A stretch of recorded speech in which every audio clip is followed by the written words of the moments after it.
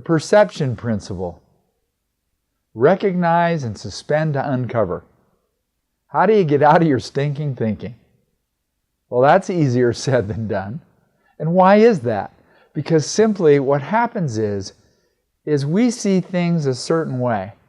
So because we see them that way, we think that that's the way that they are. If you can't recognize what your thinking is and suspend it to explore other perspectives or alternatives, we miss the opportunity to identify that our thinking is actually incomplete or inaccurate. If you'll turn to page 151 in the book, there's a diagram that illustrates this. If you'll notice on the left-hand side, it says observation and an arrow that goes into a lens. The lens is there to typify our mental models, or if you want, your paradigm or your belief window, or the perceptual filter that all of us has through which we look and see and observe the world. We then select the data that we see and hear, and it's our seeing and hearing that causes us to think or interpret. From our interpretation then, we either emote, we express feelings, or we say things, or we do things in that process. So if what we see and hear is incomplete, then our thinking obviously is incomplete. And then we emote, say, and act on thinking that's incomplete.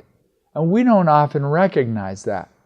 So in reality, what we really should realize is that a person's feelings, the words that they use, how they say them, and their actions say more about them than they do about us when we're in conversations. Why? Because our thinking drives them. Let me give you an example.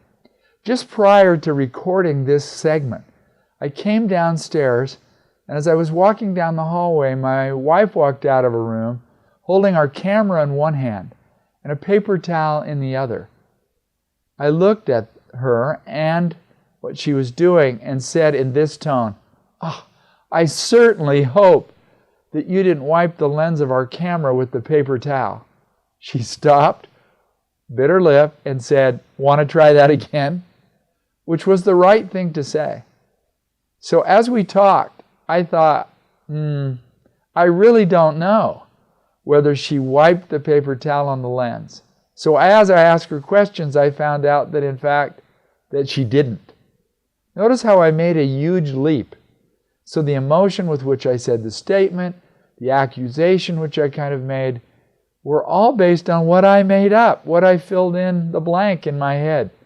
Thinking, holding a camera in one hand, paper towel in the other, she must have wiped the lens, when in reality that she didn't. So what's interesting about this concept is that people only know what they know. What do I mean by that? When people talk, for example, when they give advice, they're really telling you what they know. The advice they give to others is really the advice they ought to give themselves or take themselves.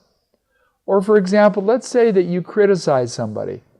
They don't get you the report you expected on time. So you say, "I thought we agreed that this report would be done by 3 o'clock. It's now 4. What's going on?" As you criticize them, if I heard that and it was directed towards me, I would recognize that that criticism, even though it's directed towards me, is really a criticism of the person. Because what they're really saying is, I wish I had followed up, or I wish I'd been more clear in the directions that I've given. And they didn't get what they wanted.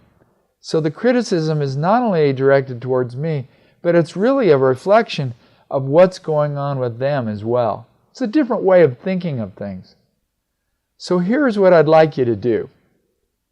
I would like you for the next week to observe people that you interact with normally, naturally, and notice their feelings, their words, what they say, and their actions.